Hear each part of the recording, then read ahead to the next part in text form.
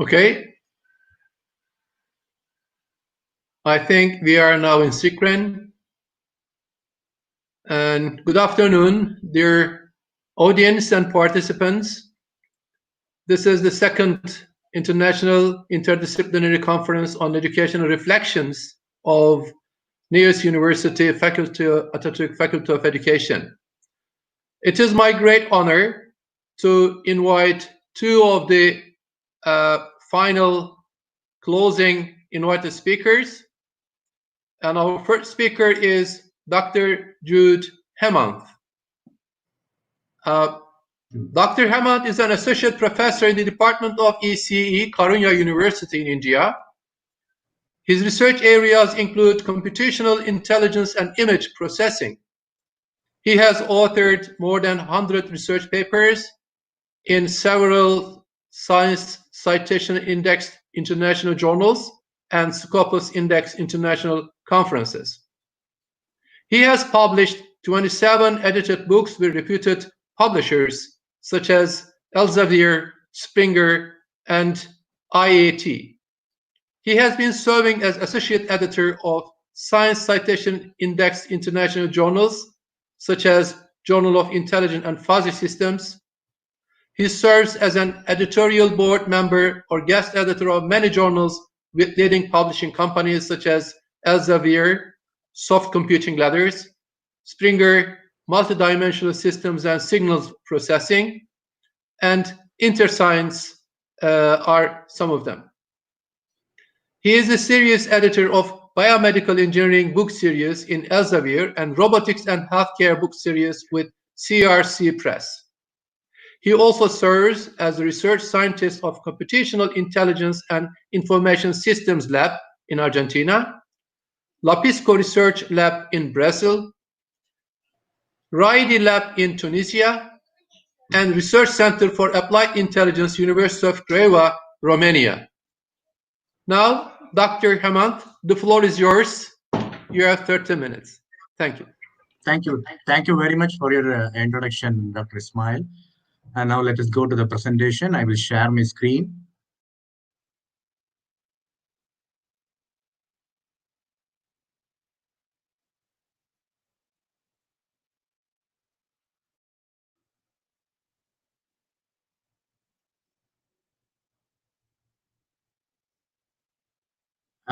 Dr. Ismail, is my screen visible?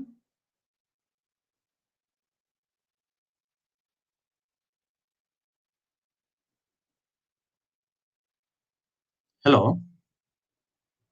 Is my screen visible?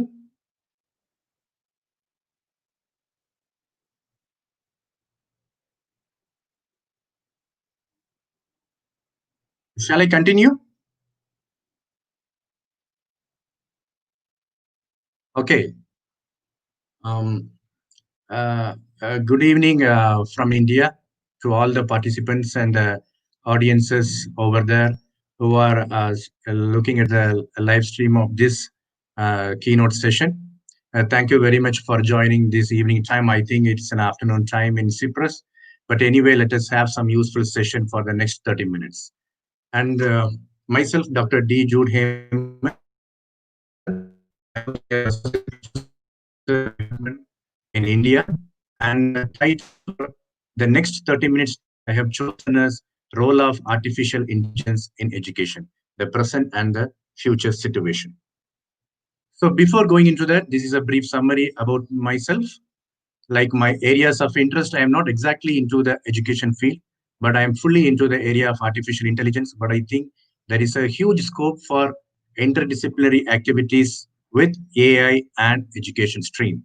And these are my publications. The first four bulletins corresponds to my publications. And next we have some funded projects based on the publications. And next some edited books and some editorial services with leading international journals. I think education comes under Social Science Citation Index, but these are the concepts which comes under Science Citation Index journals. And also I'm working as some voluntary positions with some research labs across the globe. So at any point of time, if you need to have any collaboration, I'll be always open for yourself. So now the agenda for the next 30 minutes, what I'm going to present is the need for technology in education, the background of artificial intelligence. People talk about technology in all sort of applications, but how this artificial intelligence or technology can be used specifically in education. And I have chosen 5 areas of applications of AI in education, where the current situation and the future situation can be analyzed. And then ethical issues or problems. Whenever you have AI, you need to have a plan B also to execute that. So we'll have some ethical issues, problem analysis for AI in education, and some open research areas. There may be some research scholars, some research students who will be eager to take on their research in the area of education. There will be given some open research problems which combines both AI and education, and some of the journals for AI in education field.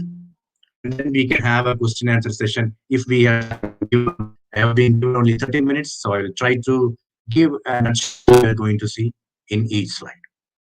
So need for technology in education. Technology has become an integral part of all applications. You must accept that. Wherever you go, we have technology, whether it may be a medical field or it's a business, financial field, any consumer appliances, everywhere in our day-to-day affair, we deal with technology. But my question is, can we bring technology also in education field? If we bring technology into education field, what are the risks you have to face? What are the challenges you have to face? Right. So first thing you have to understand is, why should we bring technology in education field? Is it not the conventional system sufficient for producing some good students? So there are several reasons why we need technology in education field. The first one is expert professors are far away from the reach of all students. Right? It's not only to a specific group of students. Say, for example, in Asian countries or in specifically in India, if you take people or students strong towards Western countries to have a good knowledge of the subjects, specifically in the area of computer science. So if you don't have some technologies, all the students may not be able to travel abroad. So if you can bring in technology, we can narrow that gap. The second one is, you take a conventional setup where we have a lecture session, you are unable to attend a lecture session. A lecture session missed is always going to be a missed session where you will not be able to take the contents back. Right? All these cases, if you don't have a technology-based education with you, physical absence of a teacher, human beings always tends to have some other difficulties apart from the daily routine life, right? So you cannot blame a teacher if he or she is not present for a specific day, right? Again, the students are going to miss a lot of subjects. And human-based assessment, when you come for the evaluation of the student papers, human perception is always fluctuating or varying, right? Depending upon the mood, depending upon the condition. So it is, I can say, not exactly biased, but to some extent, it seems to be biased when you go for a human-based evaluation or grading system for the students. Support outside the classroom of a student, right? There may be weak students also in a class. You cannot expect the complete class to have a full strength bright students. So how can we give a support? Can the human beings travel all around the places to catch the students to teach something additional? That may not be possible. So there are some necessities. These are some of the necessities why we should bring in technology in the field of education. At the same time, I should also bring you two challenges. Whenever technology comes into picture, immediately computers will come into picture, and the computers will or may cause a drawback in terms of the screen time for the students, which is a major cause of concern for parents, teachers, and psychologists.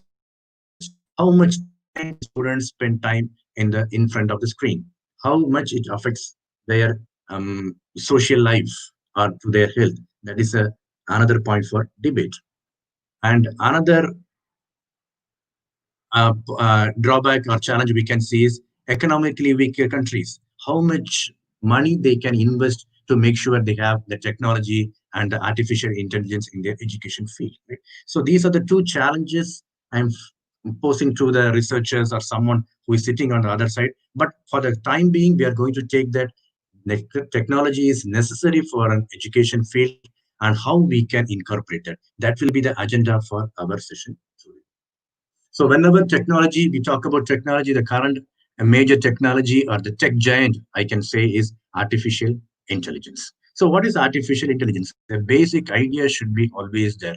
It is a concept of building machines, or in other words, I can say artificial human beings who can think and act maybe better than human beings. Still, it is not a concrete evidence. There is no concrete evidence that machines can act better than humans. But we are trying that whether a machine can act better than a human being.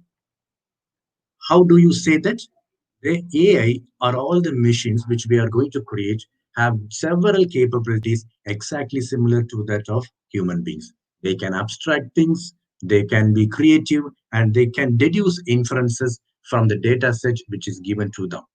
Normally, whenever we say an artificial intelligence or an AI machine, it is going to learn based on the data in the environment, exactly like a human being.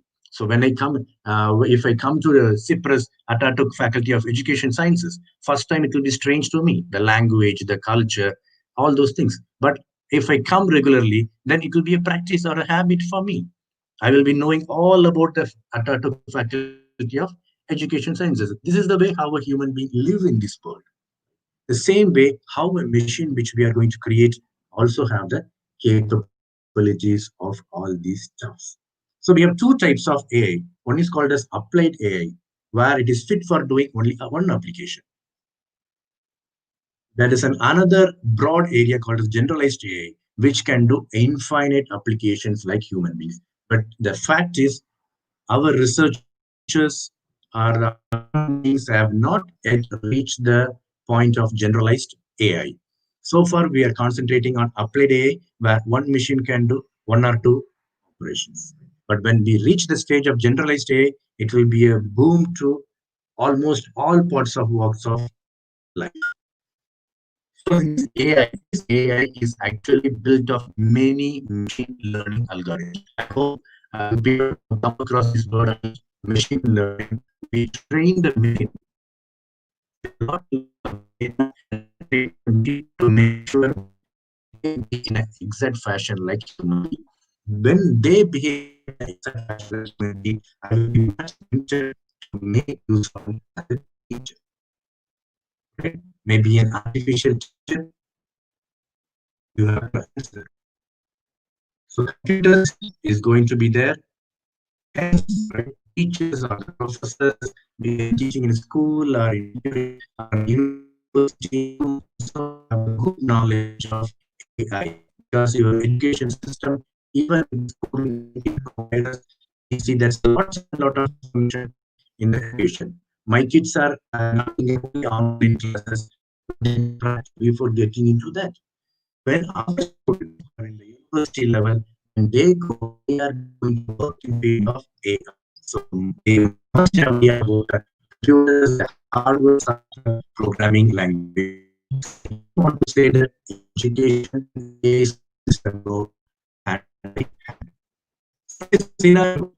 What is happening in today's situation is AI in education is becoming increasingly important, right? And it is a necessity for all the university to expose the students also to AI, because AI will be the reality in future. So these AI systems, right? In today's situation, there are many concepts surrounding this artificial intelligence. It's called as the expert systems, where a human being with expertise on a specific application will supply a large amount of data to train the machine. Then we have the NAT processing, then we have the robotics, then we have the artificial neural networks, we have the fuzzy systems. All these are basic building blocks of AI, which can be used in the concept of education also. So these are the process or the work or the function an AI system can do. It can analyze data, training the predictions. So these are some of the general concepts. Next, we will see how it can be used for the education field. It can recognize speech and images, very, very important. Take a field like education. It can have a self-teaching concept or adaptive learning. It can make decision. The decision making is all about a human life. If you take a wrong decision, you may not end in a correct way, and you can solve complex problems also. So, in a nutshell, I can say that AI is nothing but an artificial intelligence. We are created by God, and we are creating another set of artificial human beings, which we call it as machines. But remember, God's creation can never be beaten. So now I will quickly, in another 15 or 20 minutes, I will be giving a nutshell of application areas of AI in the education field, where we can make use of this artificial intelligence. So the first one, individualized and differentiated learning, right? So whenever a teacher goes to a class or a professor goes to a class, if he is an expert professor, his teaching will be always at a higher level. If someone is going to teach for the first time, then their teaching will be different, maybe at a lower scale. But you have to remember that our class is full of students which with different capability of grasping the knowledge. But how do you teach? Is it possible? Now, the present situation we will see, individual students' need is hardly addressed. If I teach at a higher level or higher expert level, a lower IQ student may not be able to grasp the information. But if I do something for the benefit of the weaker student, the higher students will say, or they may feel that they have not get the actual informations, right? So teachers actually struggle. I would use the word struggle. Teachers or a professor, even I have two subjects which I teach in my university. I go for artificial intelligence and computation systems. I face this problem to fulfill the needs of different students in a class of 60. Indian system, we have a class strength of 60, but it may vary depending upon whether they are a postgraduate or a PhD level coursework subject. But remember that our class is a mixture of excellent students, good students, above average, average, below average, and weak students. So now how to capture the needs? Can a human being do? Human beings struggle. So what is the solution for them? Right? The solution is customizing curriculum for every individual student. You must be very much surprised. Is it possible? Right? In a class, we have 60 students. That means we have 60 curriculums for all the students. People say that it is possible with AI, right? The idea is AI, when instead of a human teacher, if we send a machine teacher, it says that it can detect the emotions in students' face and modify the lesson accordingly,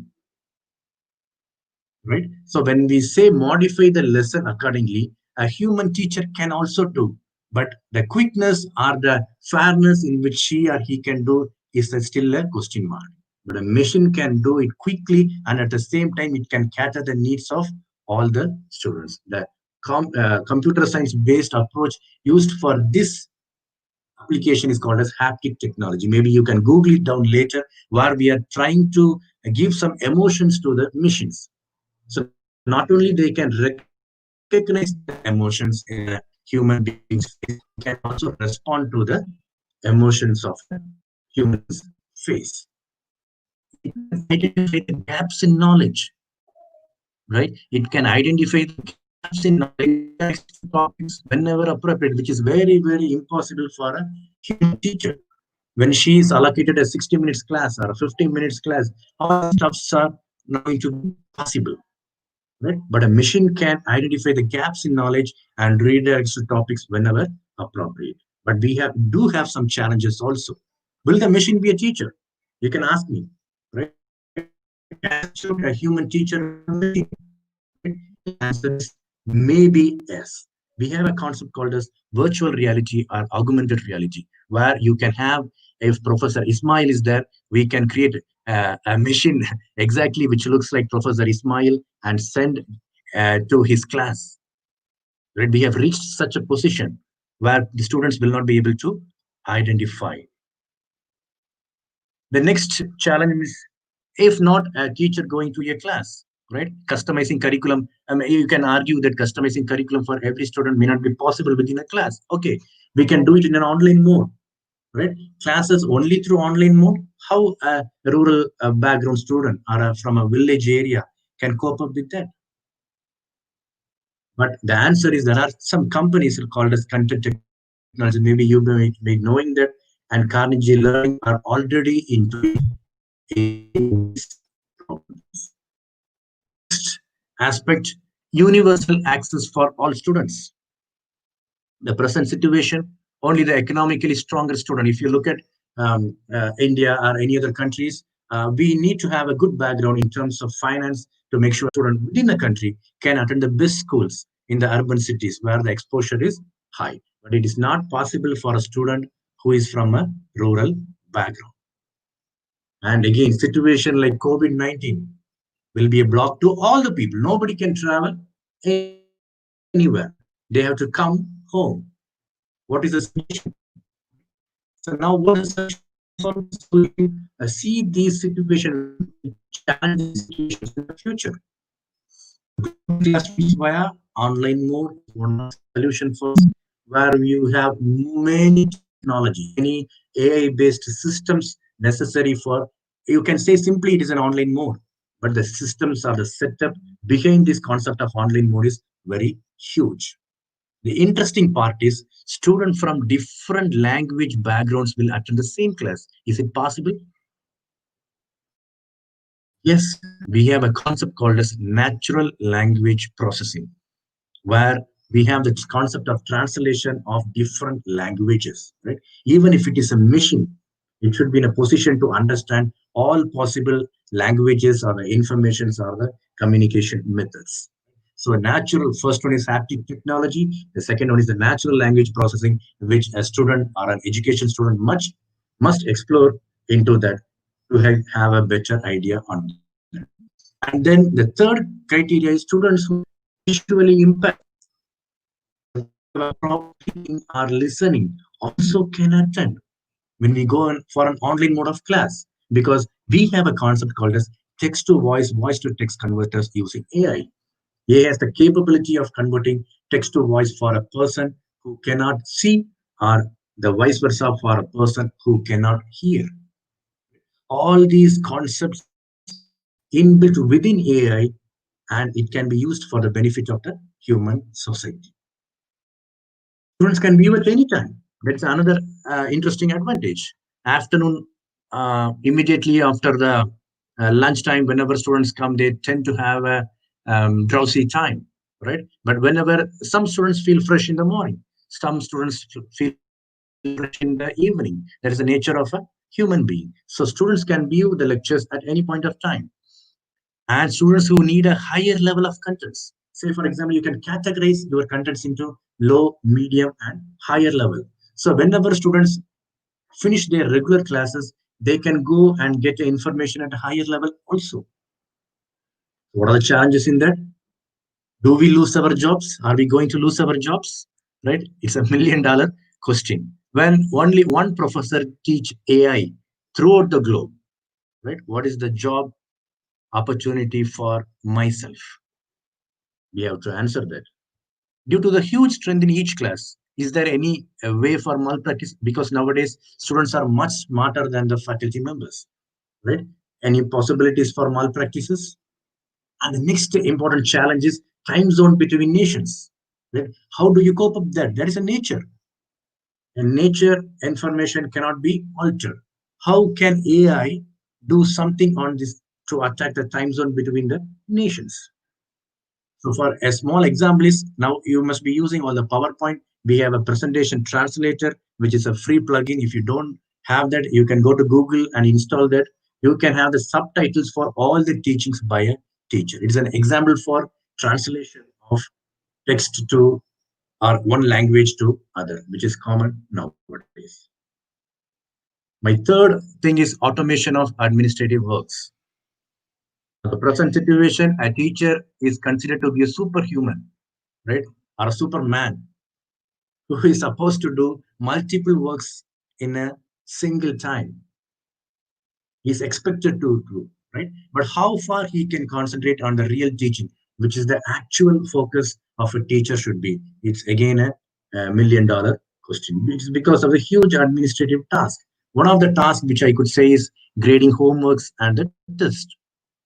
Because in Indian universities, they take up the exam offline and we have to evaluate a bulky number of sheets, right? So in a day when we evaluate, will we do justice? Are we doing justice in our evaluation?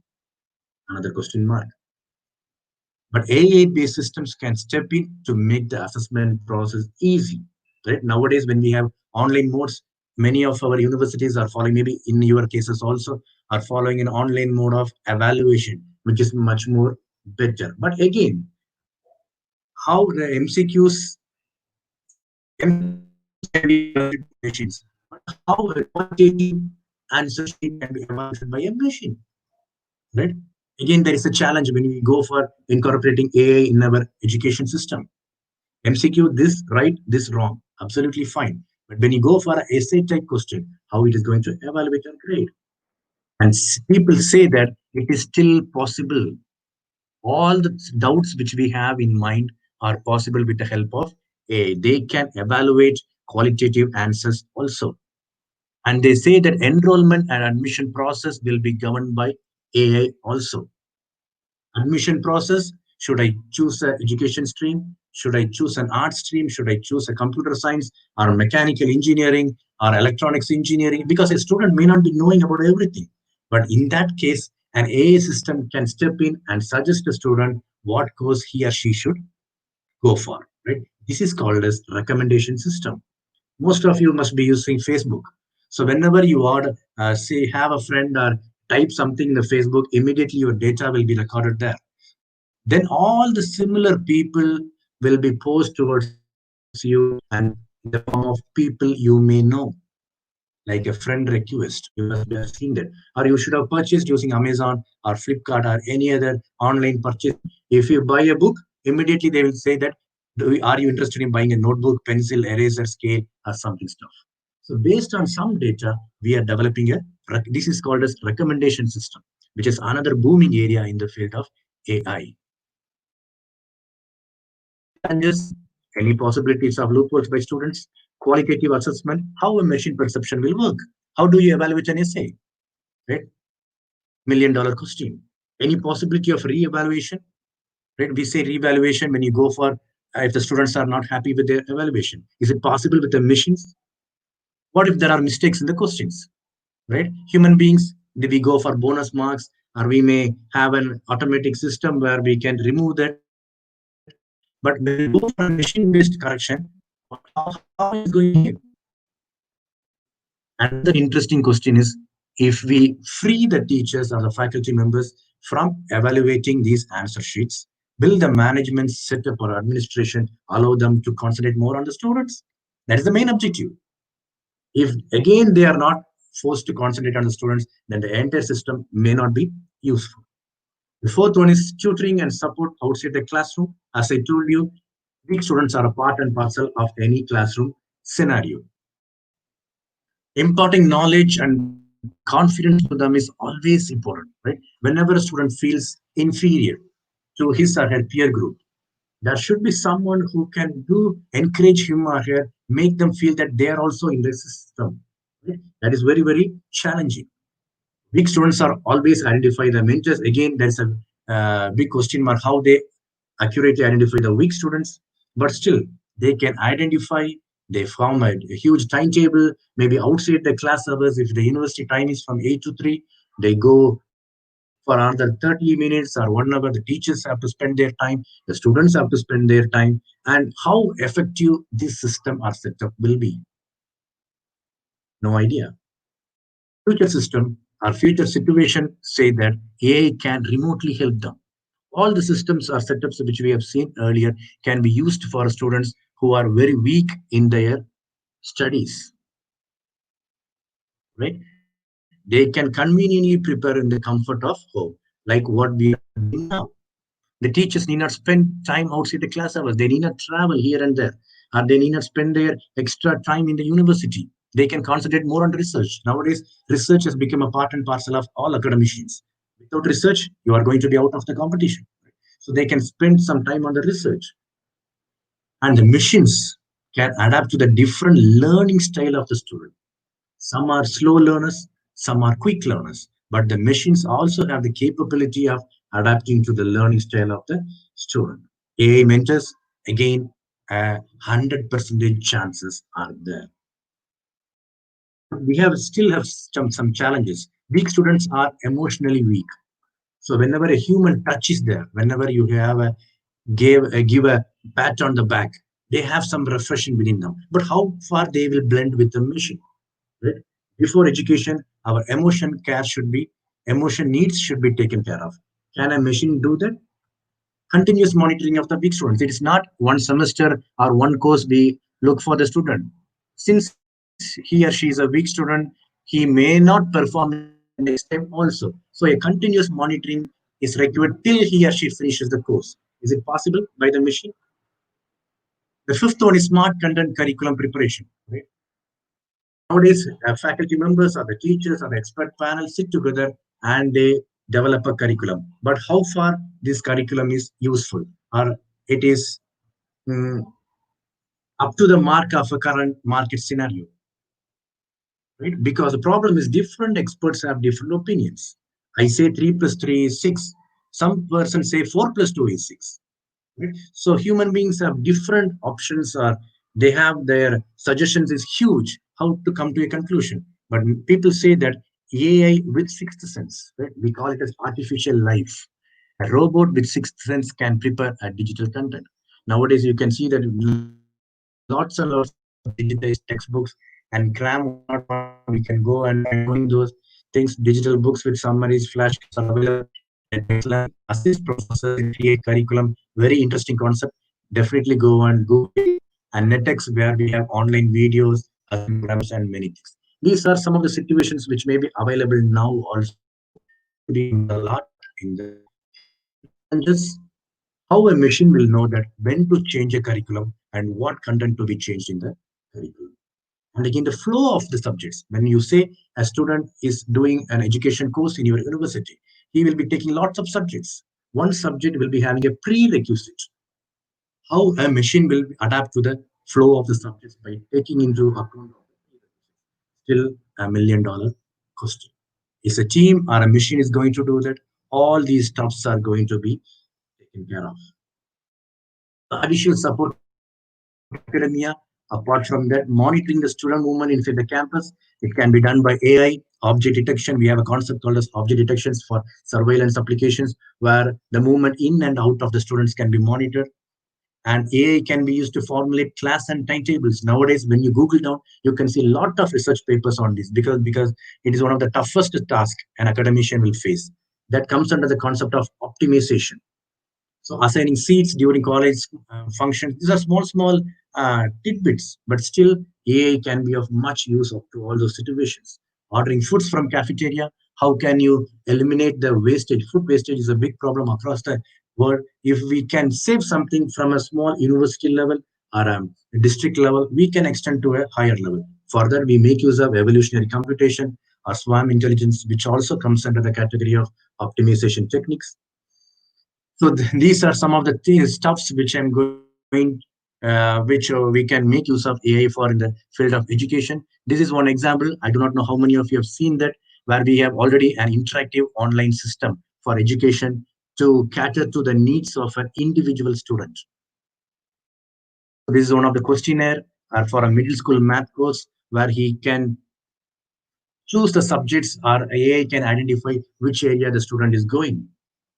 So ethics and problems of AI, an investigation found that essay scoring systems are easy to fool with some gibberish. You blabber something, right? And the machine is going to understand that is a good essay and you are going to get a very good mark. And grade Chinese, African American students differently because the way of writing. But again, the problem is we are going to train the machine, right? So if we are biased, we also have a tendency to make the machine biased. Maybe we say that Asians are not good in English or American students are good in English in some way along that. But how do you give weightage to the innovative writing? Innovative writing cannot be trained. It is a new way of writing an essay or a poem. How we are going to evaluate that?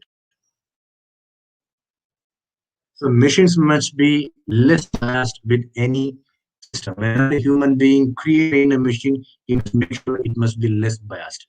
And we also tracking information because, as I told you, students are far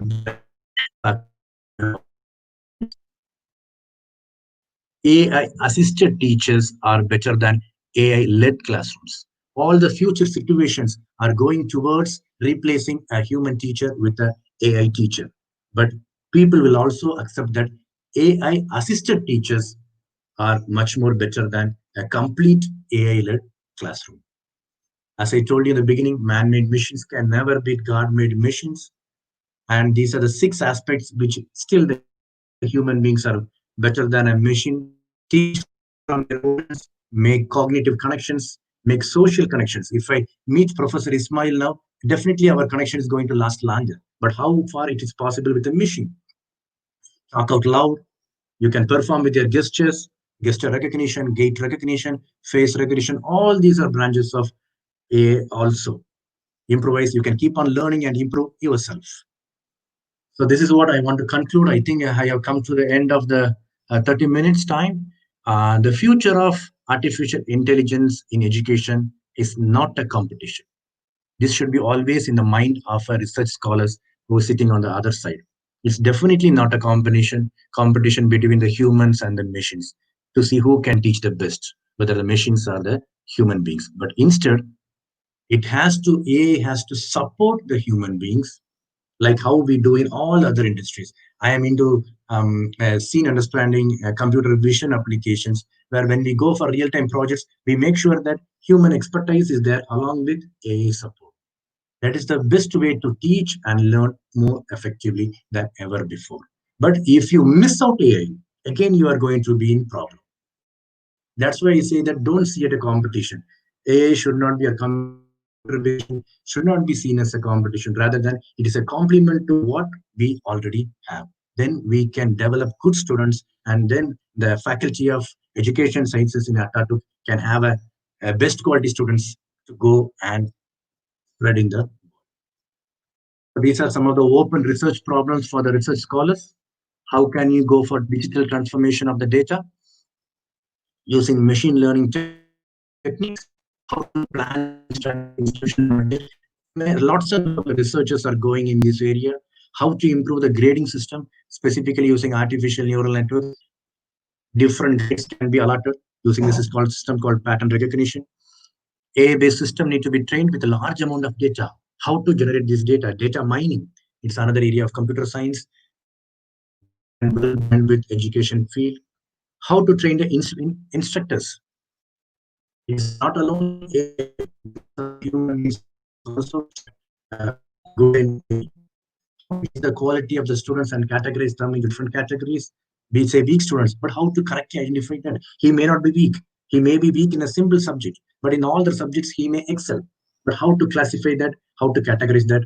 These are some of the research problems which are much wanted or much necessary in current scenario. Research scholars, some of the students can take up any one of these tasks and they can proceed for a research career also.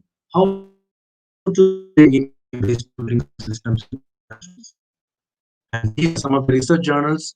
I find that Professor Richard of India is a very close set of me, and we have lots of interactions, we have lots of collaborations, and I find that almost all the education journals comes under the category of social citations. But if you mix AI with education, there's a chance that you can go for a broader area of side journals also. These are some of the very good journals I found out. Applied measurement in education, comparative education, computer assisted language learning, computer and education, educational review, IEEE sections are there, and education teaching international, very leading publishers, all with essay. Please go to this link and you can find humpty number of research problems and data there. Thank you very much. If you feel that I may be of useful to you in your career, you can please contact me. This is my mail ID and this is my phone or WhatsApp number. You can go to my webpage to have a knowledge about my expertise. And I have edited many books. You can go to this link and you can have a good idea of what A is all about. Thank you. Thank you very much for your patience listening.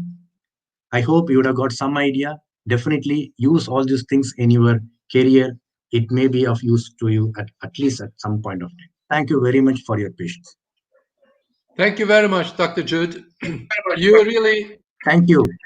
underlined several significant issues, especially during those Corona times. We personally, all of us, natives and immigrants of technology, all experienced Okay. use of technology for educational purposes. And we all realized how much far we are from being a digital native, especially when we are in the face of use of educational technology in our classes in distance. But I know nearest university, Faculty of Education, Atatürk Faculty of Education, has long been adopted technological implementations for the sake of education. But unfortunately, most universities and their academics do not have enough experience in employing technology-oriented educational practices. That's why, especially those who come from different universities as the presenters or audience in this conference, have lots of benefits from your invaluable presentation, Doctor. And Thank you. if there are any other questions, any comments, we could have only a few of them. And then, as far as I know, Dr. Beers is waiting in the line for her time to deliver her speech. Thank you, Hussain, Dr. Hussain. Thank you, Dr. Umut. Yes, you have lots of Thank you, Dr. messages of appreciation, and I know they enjoyed it. I'm sure your presentation slides also will be shared. Okay, sure. Thank you, Dr. Jude. Any queries, participants? I think that's all. And if there are any other questions, maybe they can communicate with you via emails. Now, we are connected to... Okay, sure. Greetings. Now, hello, Sue. Good morning or afternoon. Good morning. Your time. Morning, my time. Yours. Yes. Where are you connected from? I am in Iowa, in the central part of the U.S., and it's now 7 o'clock in the morning. Wow, so great. Thank you very much for your... You've all been at it for a while, and I'm just getting started. Yes. It is my honor to chair your session, Sue. But before you start your speech, initially I would like to extend our special thanks to you, and especially Fahriye Altunay, Zehra Altunay, and the Dean, Mustafa Kurt, and all the organization committee, and Umut Akçıl, the Vice Dean and the Vice Chair of the conference, asked me especially to extend their special thanks and warm greetings to you for dedicating your time, especially at this early time in the morning in your context. So thank you very much. Thank you. Let me introduce you first. Sue Beers has been in the educational field for almost 36 years. She has been a middle and high school teacher, coach, and K-12 curriculum director. She currently serves as the director of the Mid-Iowa School Improvement Consortium, leading a collaborative of over 160 school districts in Iowa that work together to improve teaching and learning. As a consultant, Sue Beers has worked with over 400 school districts nationally and internationally in the areas of Common Core state standard implementation, literacy across the curriculum, 21st century teaching and learning, assessment, instructional coaching, and designing professional development programs are the other study interests and her practices. Beers is the author of 6 ASCD action tools and is an ASCD faculty member. Moreover, she has worked with more than 500 districts and educational agencies across the country and internationally, as well as at major education conferences like ICER. Wow, it is great, Sue. Thank you very much. And we are looking forward to hearing your experiences related with your title, 21st Century Skills for Teachers and Students. Okay. The floor is yours. All right. Sue, thank you very much. Thank you so much. I wasn't familiar with the technology we're using, so I wasn't aware we could share the screen, but I do have one shot I'll try to bring up in a little bit. Otherwise, I'm going to try to make it as interesting as I can without a lot of extra PowerPoints and things. So let me begin. First of all, there's no time in history where I think 21st century skills and technology, and we're going to see the difference between 21st century skills and technology as we walk through this, has never been as important as it is today. COVID has made teaching and learning a different experience than we've ever had before. We've always had some remote learning possibilities. We've had some online learning, but now we have everyone from preschool through college graduates having to learn how to work together, live together, communicate with one another, collaborate with one another, coach one another, all without being face-to-face. I think it's going to change drastically the way the world is going to work. Some of the travel groups that I'm with, especially the business people, are saying they're not sure that their business will ever return to brick and mortar buildings. They've discovered that they can get work done remotely just as efficiently as getting on an airplane and flying for hours for meetings. So I think the world is going to be changing a lot, and getting students and teachers and general public ready for these changes is going to be critical down the road. So I want to start by kind of going back in time and thinking about how we got to where we are.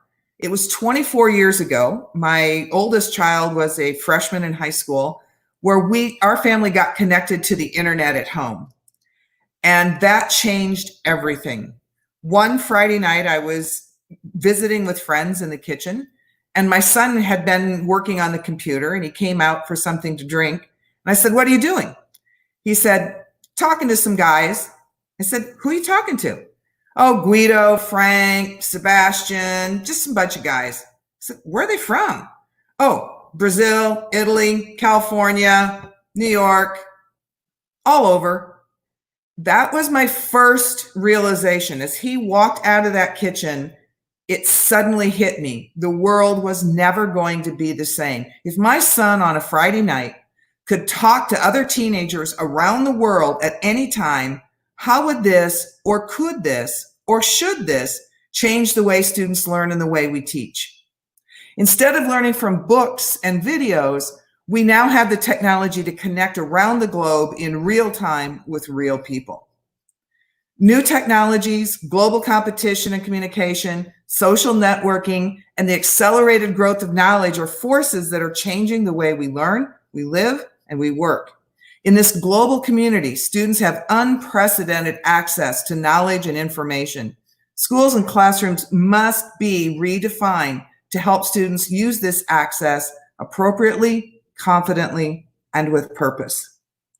Oftentimes we talk about kids learning things and having knowledge, and we ask questions, and when we ask questions, they pick up their phones and say, here's the answer. So instead of it becoming a memorization of facts and knowing a bunch of things up here, it's now going to be about what do we do with that knowledge. Schools today look much the same as they did 100 years ago. While the workplace and jobs have changed drastically and are changing much more drastically even as we speak, knowledge and skills taught in the classroom are many times misaligned with the knowledge and skills needed in the 21st century workplace, skills that will adequately prepare students for their futures and not our past. This newly connected global world calls for the design of different learning opportunities and newly designed curriculum, instruction, and assessment. Our job as teachers of teachers is to help them understand that it is no longer continuing the education they had and replicating it for the next generation, but to change that learning, change the kind of knowledge and skills we're passing along. Technology is changing so quickly that I don't even know how to use the phone that I have now. And when I get a new one, I don't learn how to use all the features on that before it's time to get another one. So students are going to be learning a vast number of things, and not just in technology, but in how they work together, how they learn together, and so on. Alvin Toffler said, "The illiterate of the 21st century will not be those who cannot read and write, but those who cannot learn, unlearn, and relearn." And I think that is the critical part of education today. We have knowledge at our fingertips. So it is not about knowing stuff. It is about knowing what to do with that knowledge. So let's talk about 6 key elements of 21st century learning. What does this new learning look like? What do we need to do to prepare students for this rapidly changing, technology-rich, interconnected global community? A number of global initiatives have attempted to define what 21st century skills are and what is needed to succeed, not just to succeed, but to thrive in the 21st century. They're similar across all initiatives. There's not a lot of differences in how they have defined those particular skills. I'm going to refer to the skills that have been put forward and the elements that have been put forward by the Partnership for 21st Century Skills. There are 6 elements that we need to consider, and then we're going to look briefly at how we can make those happen. The first is we have to emphasize the core subjects at higher levels. We need to have students understand core knowledge at a higher level than they have in the past, a deeper level, a level between knowledge pieces and how they interact.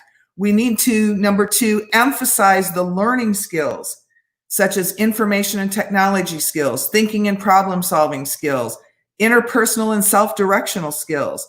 We need to think about how kids learn and how we need to use and apply that knowledge of how they learn to the content and to what we want them to do.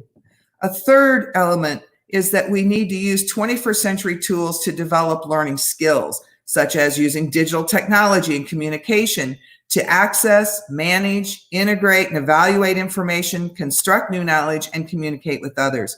In this media-rich environment where information overload is normal, we need to figure out, how do we help kids manage information? How do they separate the real information from the false information? How do they look at multiple sources and be able to find key ideas that they see repeated over and over?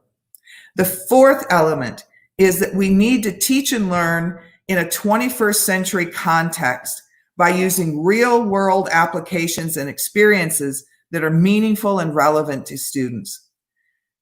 We need to connect with students in a way that we never have before in terms of what is meaningful to them, what is relevant to them, what is culturally significant to them, in order to not only help them learn, but to help set and mold the information. The fifth element is that we need to teach and learn 21st century content in emerging areas, such as global awareness, financial, economic, and business literacy, and civic literacy. How do we live in this world? What are the skills that we need to be successful, not only in our own right, but to be a good world citizen? And the sixth element that we need to look at is how we can use 21st century assessments that measure 21st century skills in both standardized testing and in classroom assessments. So it does us no good to teach skills, but not know whether or not those skills are actually learned or applied. So we need to make sure that we can assess students, not just on what they know, but also on how they know it, what they're doing with it, and so on. The world is at a student's fingertips from virtually anywhere they may be. The technology of this new generation, internet, software, emails, blogs, digital photos, DVDs, Snapchat, Instagram, cell phones, texting, instant messaging, video games, social networking, and those are just a few, makes information immediately accessible. The key is to help students know how to navigate this vast sea of information, apply the information, and use it with diverse social communication and collaboration skills.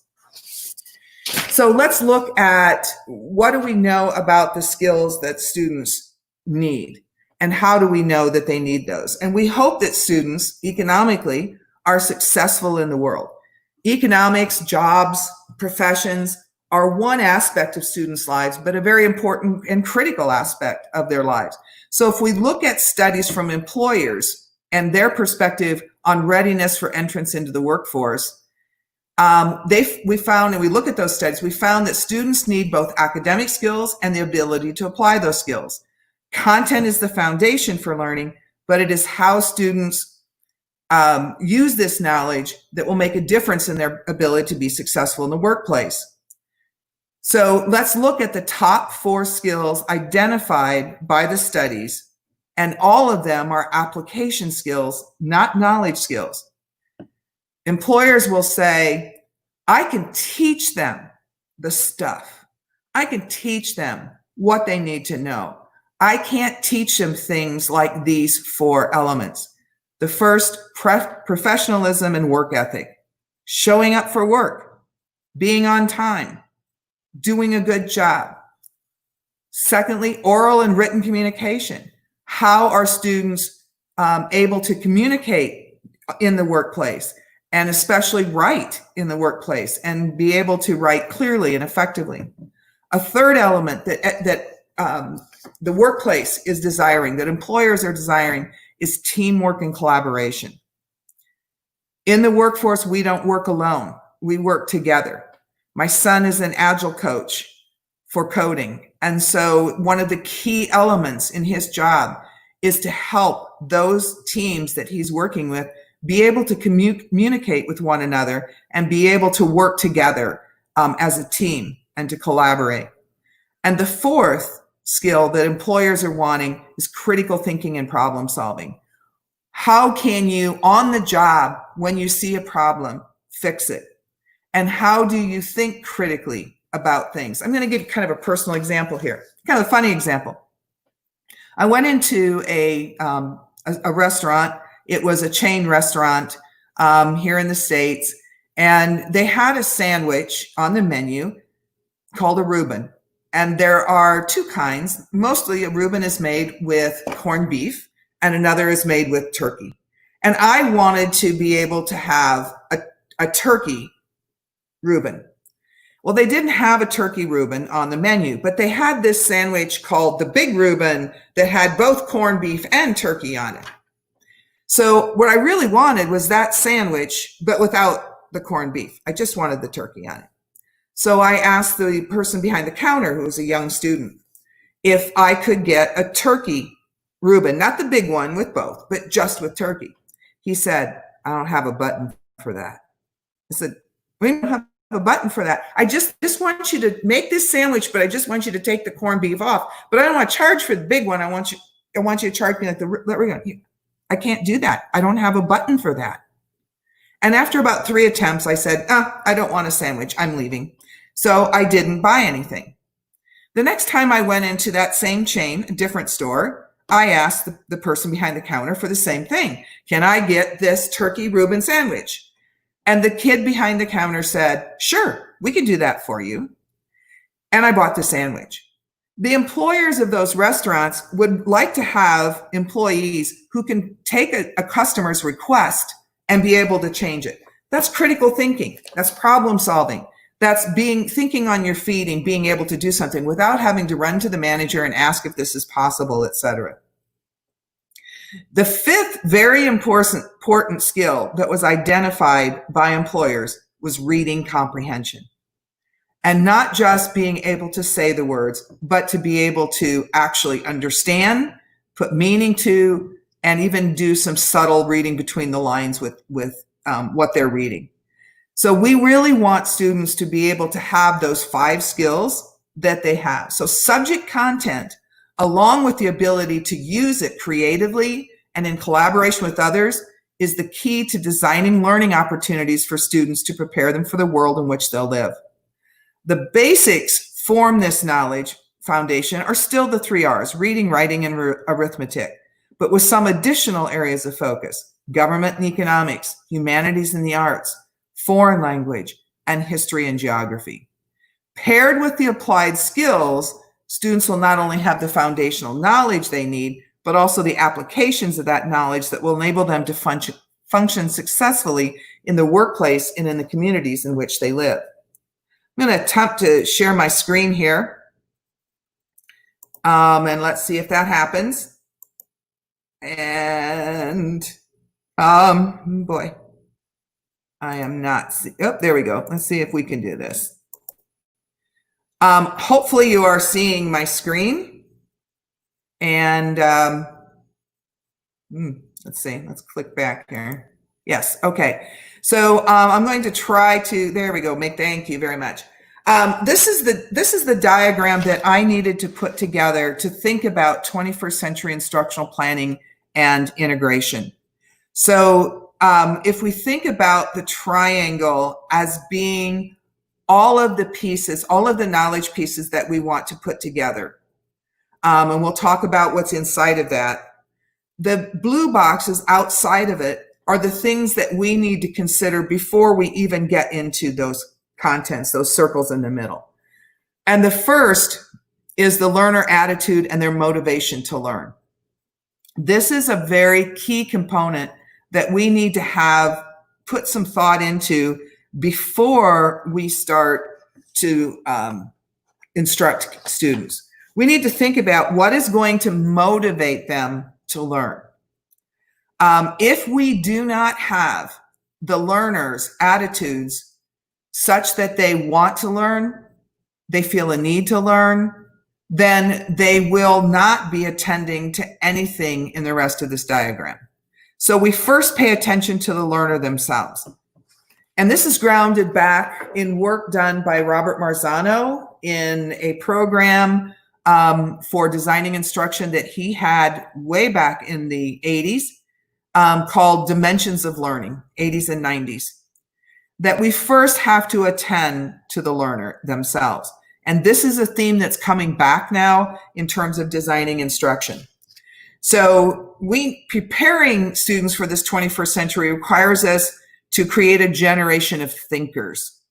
And so we need to prepare the learner as an individual first. Knowing about things just isn't enough. We have to have instruction geared toward preparing students for a future that help them develop all those cognitive skills, those thinking skills that they need. And that starts with motivating them to think. Daniel Pink, the author of the book Drive, talks about 3 things that are critical, that are most important to people in terms of motivating them to do something, and in our case, to learn. Those 3 elements that Daniel Pink talks about, that is equally as true for students as it is for adults and in any aspect of our lives, are these. The first is autonomy. In order to motivate me, one motivating factor, and the prime motivating factor, is choice, autonomy. How do I choose what I learn? How do I choose how I learn it? How do I choose with whom I learn it? Anything we can do initially designing instruction that will motivate students, that will give them autonomy, that will give them a sense of choice, a sense of say in their own education, will be highly motivating. So autonomy is the first of 3 elements that help motivate students to think. The second is mastery. That's that aha, I got it kind of feeling that we get when we have kind of struggled with a problem for a long time, and then we finally come to the answer or the solution. It's that feeling of success that we get. And we need to make sure we give students, as we're designing instruction, lots of opportunity for mastery, that great feeling of I mastered this. And the third thing that helps motivate students to think and to be involved in the content we want them to learn is relevancy. This has to matter to me. The more that I see myself, the more that I see my culture, the more I see the necessity for what I'm learning, the more I'm engaged in it. So it really doesn't matter if we have the best content to teach or that we're teaching great creative thinking skills. If I, as the learner, am not engaged with that, if I'm not motivated to learn that, then everything else on this page becomes a moot point. So that is a critical factor for us. We need to make sure that we have meaningful thinking, and that requires students to assign personal understanding to concepts and processes. They have to have that interest and motivation around it. Students learn what they pay attention to, and they don't pay attention to what doesn't interest them. So how do we get students interested and get their attention? 2 main ways. We have to give them a need for the information, the relevance piece, and we have to find it interesting, the emotional piece. We also need to think about this other box on the other side. So it's one thing to say, oh, now I'm motivated and I want to learn this stuff. The other side is it thoughtful engagement? Is it just learning a number of facts that we can spit back and spew back? Or is it something that is making me deeply think about the content? So we have to think about how we're teaching kids to think, which is a big part of the 21st century skills. How do we engage students in this messy process of thinking? First step is to make it explicit by modeling the thought processes that we want students to emulate. When we design instruction, we need to make sure that we have modeled first for students what it is and how it is that we want them to think, and give them patterns of thinking so that they can then exercise and practice those. Since thinking is an invisible process, we need to provide explicit, direct instruction on the processes that help us create, think critically, solve problems, and communicate our understanding. Requiring students to think on their own does not negate the teacher's responsibility to model cognitive processes in order to help students develop good habits of thinking. The goal is to help students learn how to think. to inquire, to question, to solve problems, and to use these skills in new situations with new information. Not rote learning, not repetitive learning, but really being able to think deeply and well about things. We're developing good habits of thinking so that we can automate the thinking process. So in order for students to have an automated thinking, so they approach something with the thinking patterns that we need to have them look at new 21st century learning and skills, students will need to have thoughtful and deliberate instruction in becoming innovators, problem solvers, and critical thinkers.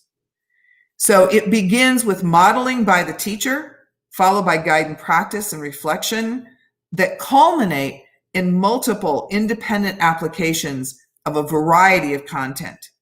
That's how we're going to help students develop the learning and innovation skills they need. So then let's just look at the bottom two. So we've kind of, these two blue boxes at the top talk about the learner and what the learner needs to be successful and to be engaged in the learning. Then we look at the two bottom boxes. And to me, these are up here to support everything that's up above.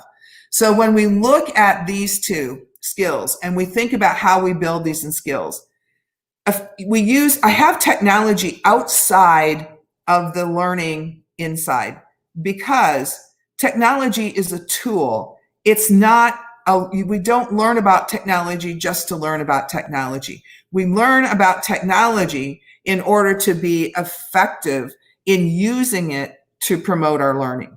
So while we do teach kids technology, that effective use of technology is about information and media skills. How do we provide students with the skills to wade through these vast amounts of information, these oceans of information that they have at their fingertips, and use it responsibly, use it well, how to be able to get the information they need, as well as to judge it and evaluate it. So that's a foundational piece that helps support the learning that we're going to do inside the triangle. The career and life skills are another foundational skill that we need to think about how we're going to provide for students. Those are the personal life skills. Those are the things like being accountability, work ethic, responsibility, the ability to lead, leadership skills, your own habits of your work habits, so that they become very profound and very applicable to what we are learning. So when we think about career lifestyles, we need life skills. We need to think about how are we kind of incorporating and building those as we are learning about the content that we're going to see inside. So we want to make sure that we are helping students in many areas, and we are giving them not just responsibility for demonstrating things like work ethic, but we are actually teaching them those skills. So we are actually providing assessments in those skills. So if we think about when we look in those life and career skills, how are we helping them be flexible and adaptable? So how do we help them adapt to change? How do we help them be flexible in their thinking instead of only thinking in one way? Kind of like the sandwich situation. How am I helping students learn to be flexible in what happens? Taking initiative and self-direction. How do we help students manage goals and time, work independently? How do we help students be able to interact with others socially and professionally? How do we work effectively as a member of a team? How do we help students become productive and accountable? So in helping them manage projects, helping them produce results from their work, not just in the classroom, but create lifelong patterns for that.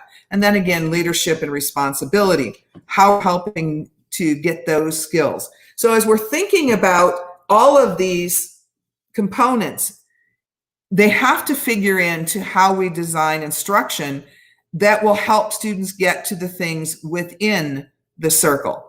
So inside of the circle, We have the subject area content. So whether that's math, social studies, physical education, consumer science, technology, whatever.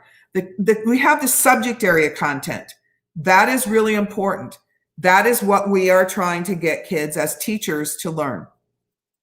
Then we have the 3 R's. Those are those reading, writing, and arithmetic, those basic skills that kind of transcend all content areas.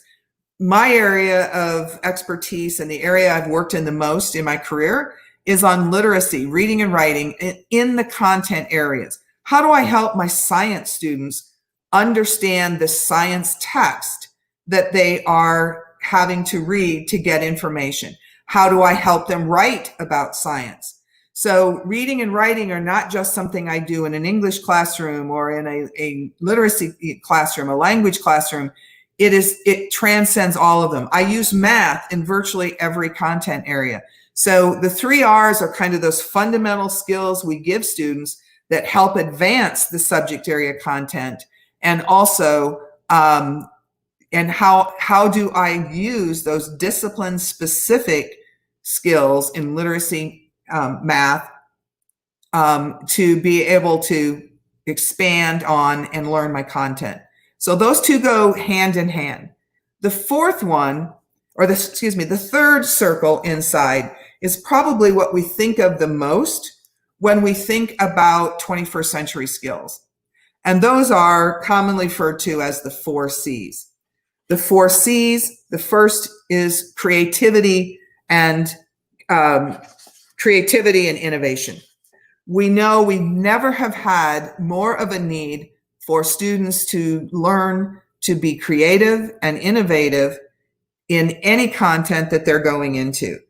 How to create ideas. And we need to give them skills to do so. It's not just be creative.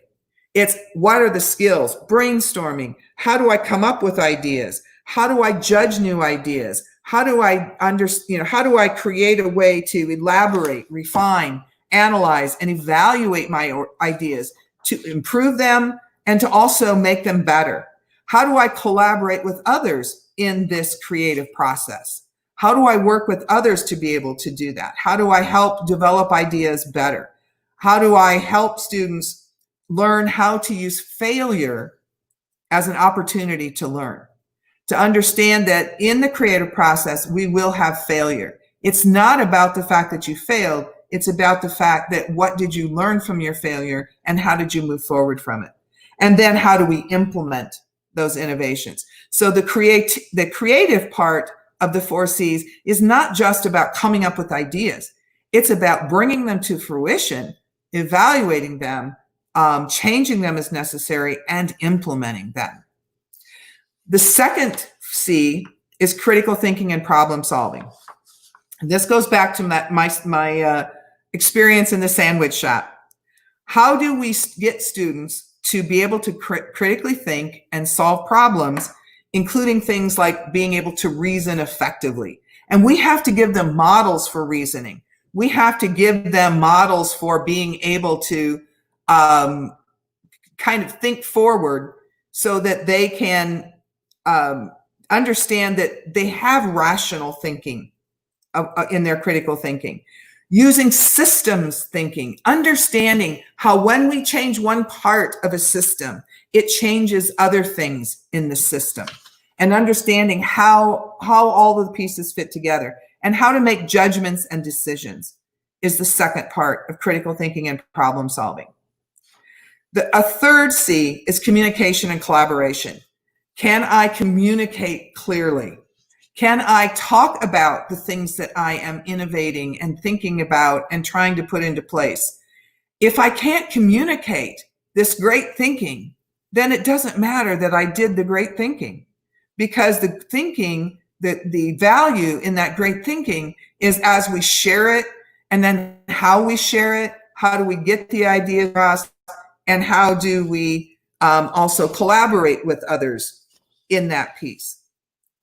So we need to think about those pieces, those 4 C's, as we look at how we're going to build and design instruction that's going to meet and to effectively get students to learn the kinds of things they need to learn in order to become 21st century learners. So kind of want to go back and just think about how we're going to design instruction to do this.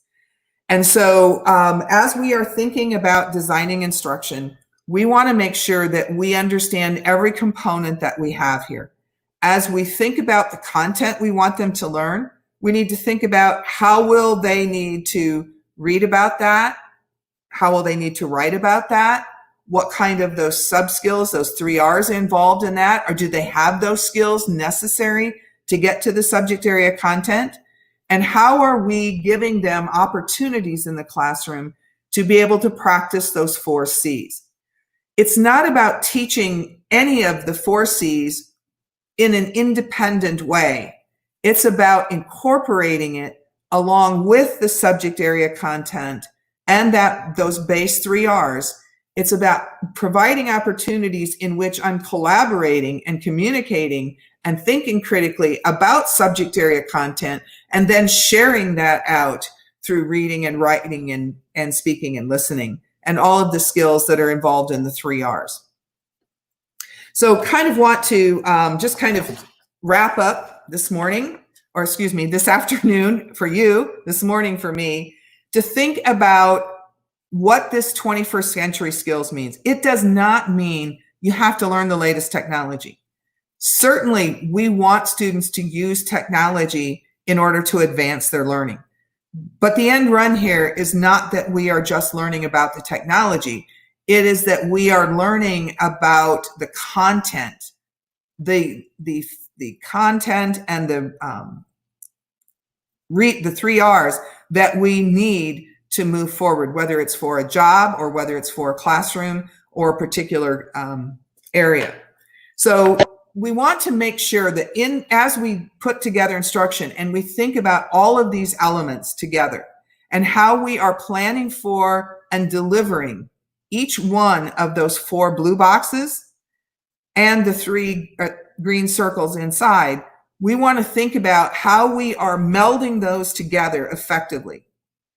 And we want to make sure that in that process, we continue to make learning engaging, because engagement motivates us to continue to learn. It's the aha or the I can do this moments that constitute the joy of learning. And we want to keep the joy of learning going for students. Our goal is to make the process of learning visible so students can reflect on their own learning processes and skills and improve them. Students need to practice their thinking routines and processes multiple times with different content to help them become proficient, skillful learners and innovators. They must internalize the thinking processes so they can effectively select the best processes to use in a given situation.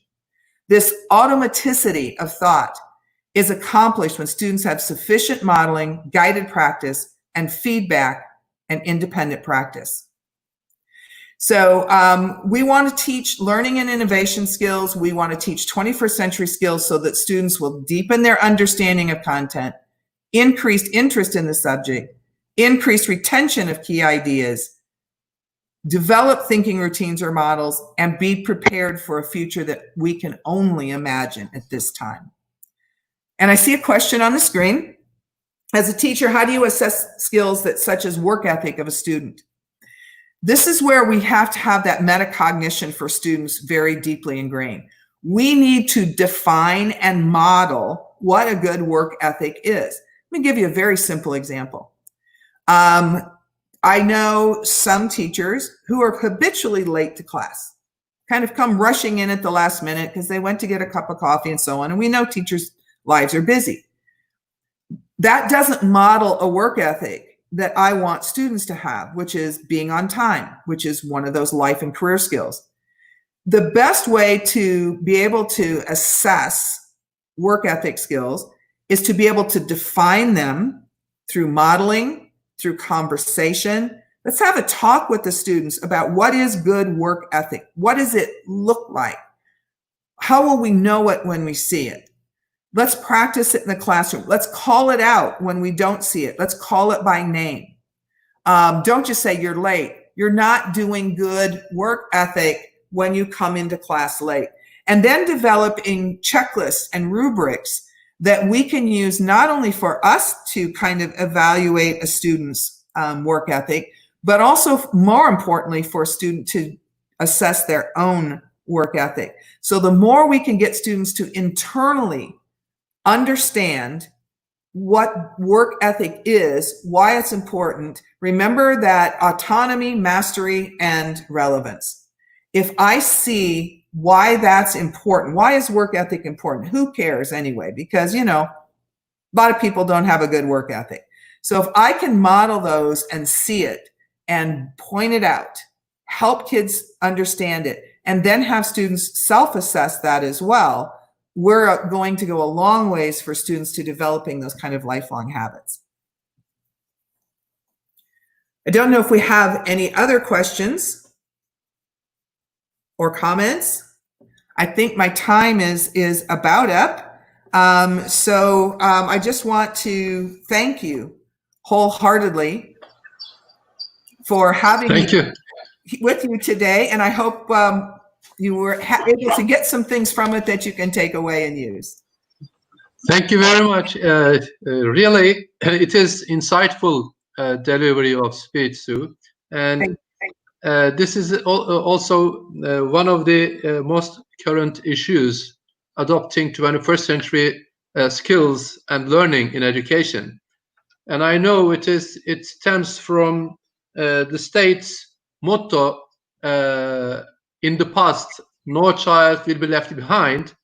And afterwards, the studies in the States related with the students' abilities in PISA exams, and also further on, the needs of the work market, academy, educational organizations from the American kids, American students, as a result of the education. And that's why the brainfather of the idea of 21st century skills, I know, is the educational policymakers in the States, and which is now worldwide accepted requirements as educational outputs. It is very nice. So thank you very much to have you. Well, and as this conference internationally shows, we no longer, none of us own any of this anymore. This is all about all of us together working. So I do appreciate so much you're asking me to be here. I wish you all the best. And I did not prepare to have my email and everything on the screen. So I'm happy to talk with anyone down the line. And please don't hesitate to contact me. I'd love to continue conversations. Thank you. And by the way, this is the second international conference of educational interdisciplinary educational reflections of nearest university, Atatürk Faculty of Education, and especially Fahriye Altınay, Zehra Altınay, Yağmur Çerkez, Umut Akçıl, and in the organization of social events. If you would be face to face, it would be great fun to have Behçet Öznacar's organization together, everybody in a joyful and celebrative setting. So Behçet Öznacar, Erinç Erçağ is also a person who is behind the technical affairs besides the university technical part. Başak Bağlama, her husband Yücehan Yücesoy, and all the faculty members of Atatürk Faculty of Education really did a great job to make ECR a successful annual international conference of education. And I personally look forward to attending the third one next year. And I hope, and maybe soon this time, we have great chance to be face-to-face and to meet in person concretely. I'd love it. In Northern Cyprus. It will be lovely. That would be awesome. I would love that. That would be great. Thank you, Sue. Any other questions, dear audience, dear participants? Would you like to extend any questions? So Solomon Sari Havens writes something. Okay, what practical ways can we use engaging students as to carry out critical reflective thinking and developing it as a skill in them? I think it's, if we look way back to some of the early work on habits of mind, we can get some ideas for how we can start to, again, it's about modeling and then calling it out, naming it, giving examples of it, having students practice it, and having them self-assess. I think it's having those really, all of those life skills, those career skills, which are many times called the soft skills, but they're not soft skills. They're very important skills. As we kind of look at those kind of skills and what we're going to do with them, the primary goal would be for students to self-assess that. But with our leadership and with our guidance and working on it together and creating those checklists, creating those models for what that looks like. It's the most difficult part of our work. We can figure out ways to assess content knowledge, but those kind of life skills, those kinds, are very challenging, but probably are the most important in the sense of lifelong skills that students will have. Yeah, thank you. And Umut Akçıl writes a question: our education style changes with industry revolutions. Now we are telling on education 5.0. How will the 21st century skills change at the next stage? It's interesting. We're still talking 21st century skills and it's already 2021. So we're 20 years into the 21st century and we still have places where we haven't even begun the conversation around 21st century skills. So I think we have to start where we are. We have to think about what are we currently doing. We have to look at some of these definitions that organizations have done and say, are they still valid? Is there anything we need to add now? We know that things change right now. For example, in the States, cultural diversity is becoming a huge piece for us to start to look at. So I don't know. I don't think we have actually even started. I don't even think we've gotten a good start on some of the 21st century skills and implementing them very well. So I think we need to continually pay attention. I think your comment is very good because we need to continue to pay attention and not end up with a set of skills that are outdated, just like in content areas where we sometimes are still teaching things that maybe are a bit outdated, maybe are not the things that are most critical for students to learn. So I think that's a really good comment. And we are now in a whole new world of education. COVID-19 has put us into areas faster than we ever thought we would be. I think we're going to come through it okay. But it's going to be a challenge for everybody. And the 21st century skills that we just went through, I think, become even more important. So collaboration, which used to be face-to-face, now is in that 5.0 of education. How do we collaborate remotely, which is another new skill that we have to have in addition to collaborating face-to-face.